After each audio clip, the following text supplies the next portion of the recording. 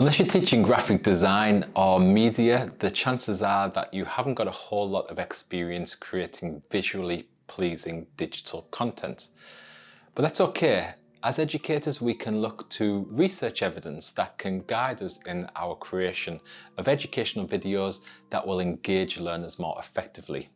Although we don't always need research to identify good or not so good ways to deliver information. TED Talks are great examples of good information delivery using the story technique to engage the audience.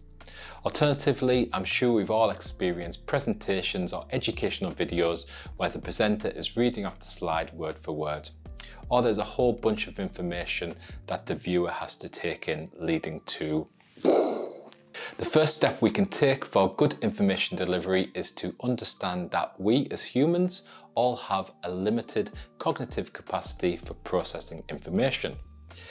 If that information is not seen as important or too much is delivered, then the learners will disengage or only grasp surface understanding, and there won't be any long-term knowledge construction.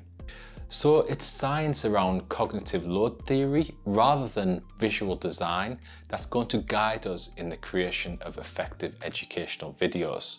So let's have a quick refresher on the cognitive load theory before we move into how it applies to video content creation. So we know that we receive information through our senses of taste, hearing, sight, smell, and touch. However, the majority of educational content is received by seeing and hearing. This is known as the dual channel principle, as we process information via separate verbal and visual channels. Information received through these two channels is processed by the working memory, which has a limited capacity, meaning that it can only hold a small amount of new pieces of information at any one time, and it has to quickly decide if the information is useful and worth remembering, or does it need dumping to make space for something more useful. Active processing of the useful information is required for long-term retention and knowledge development. While this is not a conscious process, the key thing for us to consider is that learners must engage with information, see some kind of relevance for the selection, organisation and linking new information to prior knowledge for long-term retention and development of new understanding.